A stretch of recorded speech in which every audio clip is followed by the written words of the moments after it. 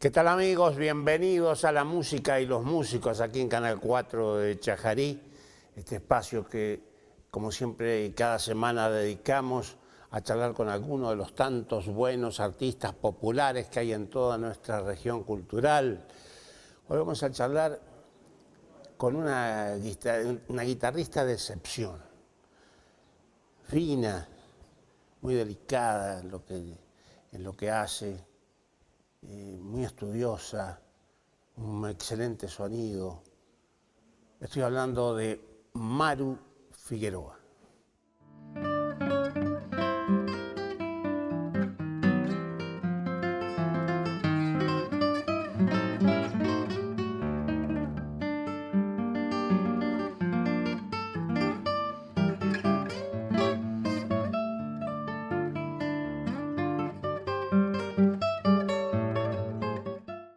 Hola, Gustavo, encantada. Muchas gracias por esta comunicación, por este espacio y esa presentación realmente tan honrosa y tan cálida. Muchas gracias. Sin exageración, es así la cosa, es así. Bueno, me alegro. Maru, vos y la guitarra, eso sí que un solo corazón toda la vida juntos, ¿no? Sí, toco la guitarra desde muy chiquita.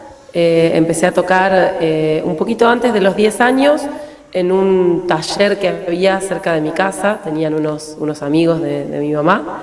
Y al poquito tiempo ya quise ir a un estudio un poco más formal.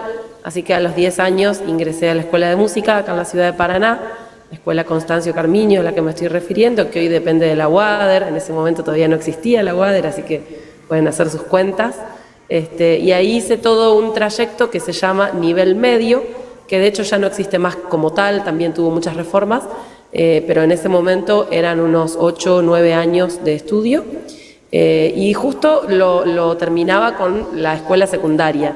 Así que ni bien terminé eso, ingresé al nivel superior en la misma escuela y simultáneamente estudié en la escuela, en el Instituto Superior de Música de la Universidad del Litoral, en Santa Fe. Porque bueno, eran momentos en los que cada espacio tenía distintas cosas para ofrecerme, así que bueno, hice esa locura de hacer las dos carreras universitarias en simultáneo, pero fue bastante bien, creo yo. Más que bastante, te fue muy bien, digo yo. Maru, pero ¿por qué la guitarra? ¿Por qué no, qué sé yo, el piano? ¿Por qué no el violín? ¿Por qué no el acordeón? ¿Qué sé yo, la guitarra? La guitarra es un instrumento que siempre me llamó por su timbre, me seduce mucho la sonoridad de la guitarra. Mi mamá es profesora de piano, fue profesora de piano también en esa escuela donde yo estudié, así que en la casa de mi mamá había piano. Yo jugaba un poco ahí a tocar, mi mamá algunas cosas me enseñó, me acercó también en un taller a tocar la flauta. Así que bueno, probé algunas cosas, no es que siempre solo toqué la guitarra. Un par de años me anoté a tocar un poquito de cello en la escuela de música, un instrumento que me gusta muchísimo. Pero bueno, no prosperé en poder estudiar de manera disciplinada ningún otro instrumento que no fuera la guitarra. Que bueno, como te digo, me llama poderosamente la atención su timbre, me cautiva su sonoridad, me parece de una intimidad hermoso. Mi abuelo tocaba un poco la guitarra también, así que creo que algo por ahí puede venir. Y en ese momento, cuando yo era chica, una prima mía tocaba la guitarra y cantaba y se acompañaba, a mí me encantaba escucharla. Entonces creo que también esas cosas como influyen en la fantasía de niña, ¿no? De decir, me gusta esto porque lo toca alguien que quiero mucho o porque, no sé, primero era hermosa, rubia, de pelo largo, yo la miraba y todo me parecía encantador. Pero la verdad es que cuando entré a la escuela de música y empecé a estudiar, creo que el enamoramiento fue definitivo con el instrumento. Y también mis maestros y maestras me transmitieron mucho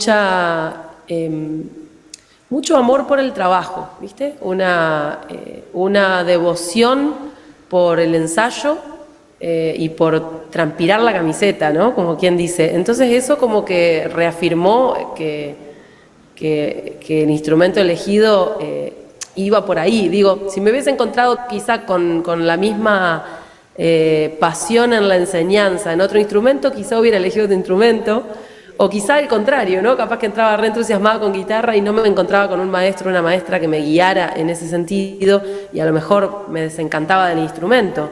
uno nunca sabe, digamos, cuáles pueden haber sido los otros caminos posibles. Pero bueno, lo cierto es que, nada, ese amor que yo sentí por la sonoridad de la guitarra perdura hasta el día de hoy y fue cimentando en esta enseñanza que fue clave para desarrollar ese sonido que vos elogiabas al principio.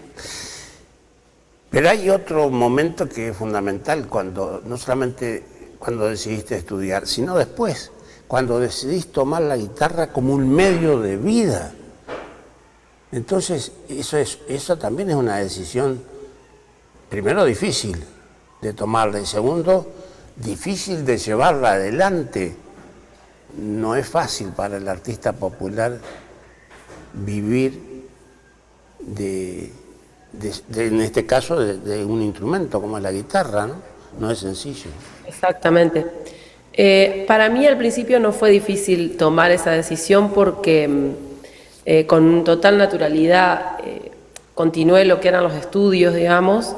También estudié profesorado, siempre me gustó mucho la docencia. Entonces en un principio, bueno, encaré esas dos cosas en conjunto. Y generalmente lo que ha sido mi medio de vida hasta el momento, hasta hace unos pocos años, ha sido mucho más fuerte el ingreso con la docencia que el ingreso con la actividad artística, si bien las dos cosas estuvieron bastante en paralelo durante mucho tiempo. Entonces es una decisión que por supuesto se toma día a día, sostenerla es día a día. Pero la verdad es que nunca he sentido arrepentimiento porque el camino sea difícil. O sea, a mí me encanta lo que hago, me resultaría difícil pensarme haciendo otra cosa, no porque no pueda ser buena en otra cosa o no pudiera desenvolverme en otra cosa, sino porque me parece un tesoro dedicar mi vida a la música, me parece algo como muy privilegiado también.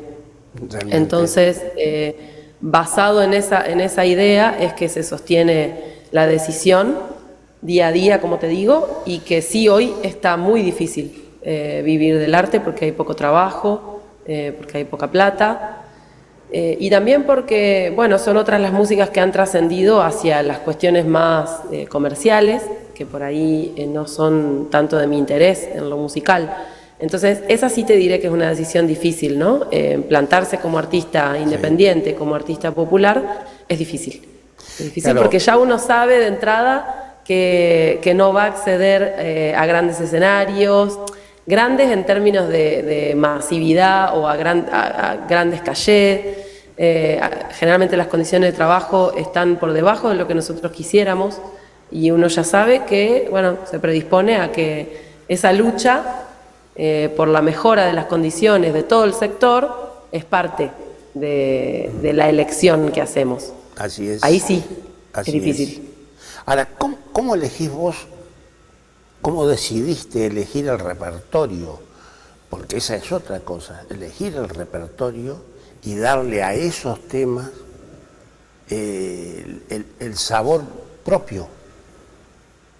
Es cierto, me encanta la pregunta.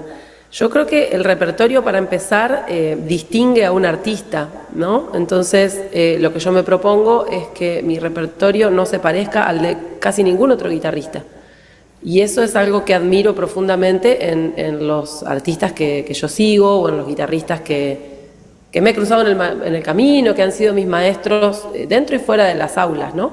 Porque también son maestros aquellos artistas que enseñan a través de sus discos, de sus conciertos, de talleres eventuales o de cursos que he tomado un montón. Son los maestros los que uno elige también, no solamente aquellos que tuve la oportunidad de tenerlos en un aula. Y admiro mucho eso, primero un gran sonido y después un repertorio que los distingue del resto de los guitarristas. Entonces, siempre elegí el repertorio primeramente en la etapa de estudiante por aquellas cosas que obviamente tenía inclinación, me gustaban más tocar. Por alguna razón las memorizaba, me las guardaba, no me las olvidaba, podía volver a esas músicas. Siempre tuve como la costumbre de guitarrear sola, ¿no? Cuando por ahí tengo un rato libre o a la noche, así cuando está más tranquilo todo, agarro la guitarra y de chica me ponía a repasar los temas que sabía. Y la verdad que todo eso va armando una especie de repertorio que bueno, que ya tenía una inclinación hacia la música argentina en ese momento. Bueno, y una vez que yo tomé contacto con el movimiento de Costa a Costa, fue un antes y un después para la selección del repertorio, que actualmente se compone casi en un 100% de música entrerriana, y mucha de esa música yo no la conocía hasta antes de integrar el movimiento, de esto hace 12 años. Yo ya tenía proyectos con música del litoral y con música popular argentina, con música folclórica. Siempre me gustó mucho esa música, pero bueno, una vez que tomé contacto con el movimiento, descubrí muchos autores que no conocía hasta ese momento, y me vi también, no digo la obligación, pero sí asumí la responsabilidad de dar a conocer ese repertorio, porque cómo puede ser que yo, que tenía tantos años de estudio y que soy una curiosa de la música, porque siempre ando tratando de escuchar más, no conociera esos nombres, ¿no? Entonces, digo, bueno, acá hay una tarea que tiene que ver con la difusión de este repertorio, y bueno, y que yo lo puedo hacer desde la guitarra solista. Indudablemente ahí hay otro punto fundamental en tu carrera, y por eso tu música tiene absolutamente todo de identidad y de raíz. Sin duda, Gustavo, y me encanta que eso esté a la vista, digamos, y sea palpable, porque es una búsqueda, por supuesto, y esa búsqueda sí te digo que es bastante más difícil de sostener también, porque incluso en ámbitos no masivos, digamos, artísticos, siempre es más fácil tocar la música que ya es conocida por el público. Claro. Entonces, si yo voy a tocar un chamamé, bueno, es mucho más fácil tocar, no digo fácil técnicamente, sino digo como decisión artística, es mucho más cómodo tocar Kilómetro 11 o tocar La Calandria, que son los chamamés que ya son conocidos, por decir alguno, ¿no? Claro. Pero después, artísticamente, es mucho más difícil elegir tocar un chamamé de Abelardo Di Mota.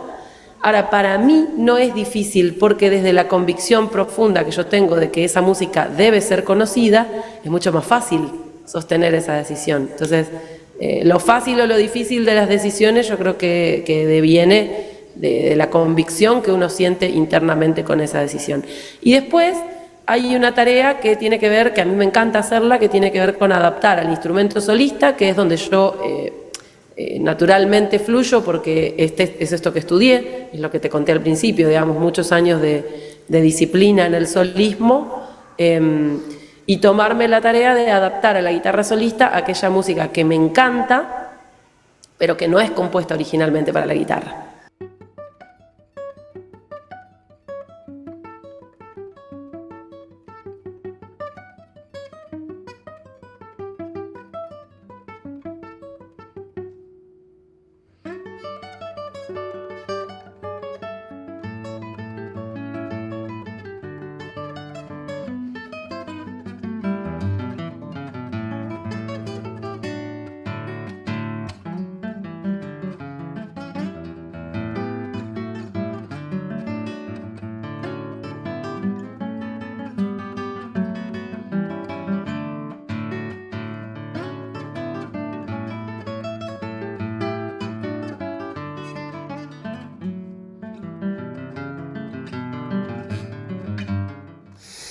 El maestro Roberto Lara, inmenso guitarrista, dijo allá lejos de hace tiempo que era necesario sumar el conocimiento clásico y la técnica de la escuela guitarrística a la música popular. Y es lo que está haciendo. Estoy muy de acuerdo. Sí, estoy muy de acuerdo, y es algo que en nuestro país, por suerte, se viene haciendo mucho en la guitarra. Desconozco si en otros instrumentos el proceso es similar o más o menos por dónde anda, pero la guitarra es un instrumento muy querido, muy cercano a la tradición argentina. En casi cualquier casa hay una guitarra, o alguien tiene un familiar que toca, o un amigo que algo toca. está muy presente en nuestra cultura la guitarra, es un instrumento muy querido. Y yo no sé si ese proceso ha sido totalmente consciente o totalmente voluntario, pero sin duda que es algo que se viene dando en los últimos años y que además no lo podemos negar. No sé, hay una figura que para mí es fundante en nuestra manera de hacer música con la guitarra, que es Eduardo Falú. Sí. Entonces, ahí tenemos un puntal ineludible. Y después, de Entre Ríos para acá, obviamente, para mí, un continuador y una persona que potencia eso a gran nivel es Juan Falú. Para mí es un maestro indiscutido y una persona que hizo grandes aportes desde lo académico y lo universitario para que se dé esto que estás diciendo de que la música popular, folclórica, genere ese cruce con lo que se considera la técnica clásica, que yo no le digo más clásica, para mí es solismo, y bueno, ya ha hecho grandes aportes para que en la universidad eso se instale como algo con fundamento propio. Es decir, que no sea estudio guitarra clásica y después toco una obrita argentina, sino que hago de esa posibilidad, de ese cruce entre la música clásica o llamada clásica o la guitarra solista y la música folclórica, hago de eso mismo una carrera en sí mismo, ¿no? Por eso me parece tan grande el aporte de Juan. Y después, de Entre Ríos para acá, hay un montón. Por supuesto que podemos nombrar a Walter Heinze, que podemos nombrar a Miguel Martínez, cada uno de estos maestros que yo te mencioné, con quienes por suerte tuve la suerte de estudiar, como pueden ser Ernesto Méndez o Mauricio Laferrara, o la misma Silvina López, son ejemplos de ese cruce, de tener la pata de la escuela clásica y de la música folclórica por otro lado, pero también por fuera de las academias, Carlos Santamaría, ¿sí? Sí. Hugo Durasek, Ricardo Maldonado, José Ramón Maciel Varela, que por supuesto un gran exponente, yo le dediqué un disco entero a su obra, pues me parece extraordinaria. Pero hay una escuela guitarrística muy importante en la provincia que está por fuera de las escuelas y por fuera de lo académico, ni hablar Héctor Ayala, ¿no? Con sus métodos. Entonces, hay un montón de historia con la guitarra y con el solismo y con la música folclórica en Entre Ríos que no necesariamente se tejió en el marco de las academias. ¿Sí? Entonces yo diría que es algo muy popular en Entre Ríos ser un solista de guitarra, a Huicho Franco, o sea, nos podemos ir así de lejos y no había ni siquiera una escuela de por medio. Entonces a Huicho Franco dice, voy a tocar un tango, que ahora le llaman chamamé, y mete un chamamé en guitarra sola a fines del siglo XIX, si no me equivoco, 1905. 1905, principio del siglo XX. Sí, cierto eso. Entonces, que la escuela de música ni siquiera existía en ese momento. Y ya había un exponente de la guitarra solista en Entre Ríos. Sí, cierto. Entonces, ni siquiera sé si es algo que es un cruce entre lo clásico y lo popular, ¿no? Porque es medio, para mí, equiparable a una figura como podría ser la de Agustín Barrios, ¿no? En Paraguay. Un fenómeno. Mangore. Un fenómeno que en Entre Ríos, de esos fenómenos hay miles. Sí, hay muchos realmente. Ahora, vos con todo lo que estudiaste y estudiás, porque no es que uno aprendió en la guitarra, aprendió una vez y después abandona y eso sigue saliendo naturalmente. No, hay que seguir estudiando, seguir profundizando y manteniendo no solamente los dedos, como dicen algunos, sino la mente abierta. Ahora, con todo eso y con lo que vos haces, y vemos que además estás trabajando mucho, te movés mucho, lo cual nos alegra porque eso es fundamental para el artista popular, pensamos que esos conocimientos los vas tirando como semillitas de cultura por aquí y por allá, y muchas prenden. Es un compromiso. Por supuesto. Quiero pensar que así es, Y bueno, por supuesto que cuando menciono todos esos guitarristas en Entre Ríos, menciono a Gustavo Sur también, o sea, por supuesto que se inscribe, digamos, en esa tendencia, digamos, en esa tradición, vamos a decir, del solismo de canto y de guitarra, ¿no? Sí, que ya en algún momento.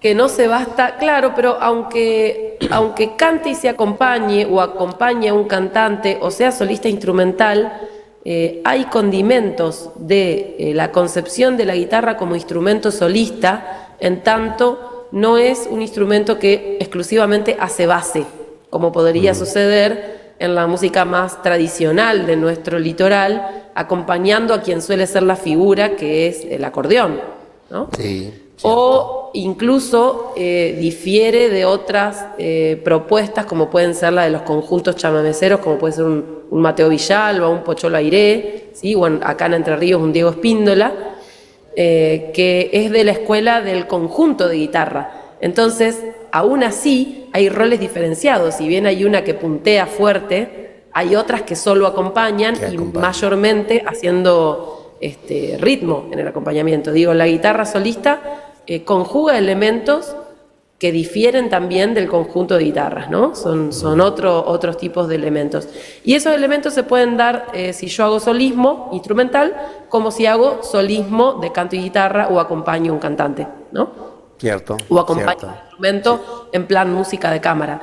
Entonces, volviendo, eso como me había quedado prendido de la idea anterior, y con respecto a lo que decís de andar sembrando por todos lados, por supuesto que eso es así, que es voluntario, digamos, porque bien podría uno quedarse quieto en la casa y no hacer nada, pero para mí sería muy aburrido, por empezar, y después perdernos una oportunidad de crecer, de intercambiar con otra gente que está dentro y fuera de la provincia, y también de difundir nuestra música, porque así como yo me planteo inicialmente cómo puede ser que sea entrerriana y desconozca la obra de Maciel Varela, por decir, salgo afuera de mi provincia y otros músicos están haciendo lo mismo con sus músicas. ¿No? Entonces hay una tarea que es de la difusión hacia adentro de la provincia misma, ¿sí? Primero para nosotros conocer lo nuestro, y después hay otra tarea de difusión que es hacia afuera de la provincia,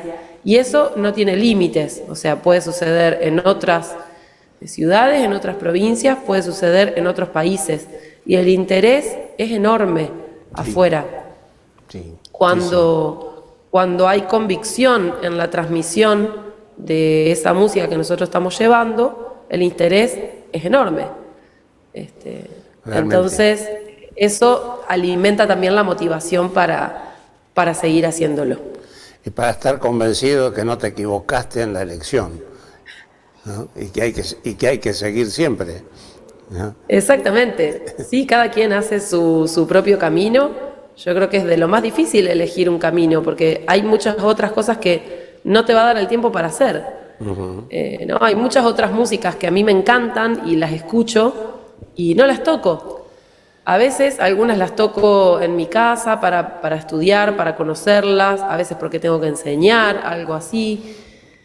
Pero hay muchas músicas que me encantan y que no me dedico a tocar de manera profesional y a no tocarlas en el escenario. Y es una decisión, porque toda música que yo ponga en ese lugar, o sea, para mí estar en el escenario es tener un lugar de poder, en el sentido de que estoy captando la atención de una audiencia o de un público, como en este momento estamos haciendo para la tele, que implica una responsabilidad.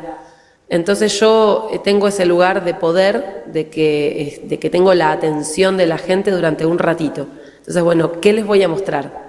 ¿Qué les voy a compartir? ¿Qué les voy a brindar? Y bueno, les voy a brindar eso que esté más cercano a mi identidad, más cercano a mi convicción, y cualquier otra música que yo decida poner ahí está desplazando a una que podría ser oída, ¿no? Entonces, no para obsesionarse, pero siempre pienso en eso, ¿no? Como elijo muy cuidadosamente qué voy a tocar en cada concierto, y depende si a ese lugar yo ya fui, si vuelvo a ir, con quienes me encuentro ahí, porque cada oportunidad es única de difundir esas músicas, de que eso sea oído en lugar de volver a escuchar siempre lo mismo, ¿no? Es todo un acto de entrega también quienes van a escuchar los conciertos de este estilo, ¿no? Y de compromiso del artista, en este caso vos, el compromiso con tu identidad, con tu cuna, con tu raíz, con tu historia, con tu comarca, con tu todo,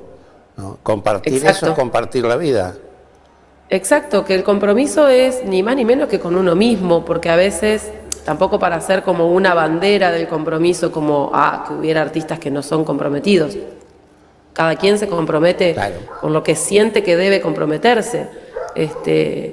Entonces, para no establecer una superioridad moral, digamos, sobre nadie, simplemente yo lo que hago es atender a mi propia convicción y a la búsqueda, digamos, de esa identidad, y ser fiel a eso. Y eso creo que es lo que llega. Y no quiere decir para nada que otros artistas que decidan hacer otras músicas carezcan de ese compromiso, ¿no? Tienen otros tipos de compromiso. Maru Figueroa, te agradecemos mucho la deferencia de atendernos, de compartir con nosotros esta charla, mostrando qué es lo que pretendemos habitualmente en este programa, mostrarle a nuestros televidentes que detrás del artista está una persona de carne y hueso que tiene que vivir, sufrir, llorar, reírse y tirar todo eso en su instrumento y en su expresión musical. Te mandamos un abrazo muy grande.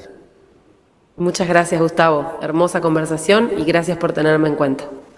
Maru Figueroa, gran guitarrista, gran artista, fina intérprete, además, como decíamos, hay que escucharla. Ha muerto el viejo Aguará, la costa de luto está. Viejito islero que fue guitarrero del Juncal, lo sorprendió un fuerte viento en las aguas, no le dio tiempo de entrar a la playa, y aunque lo vieron remando y remando, se fue el Aguará.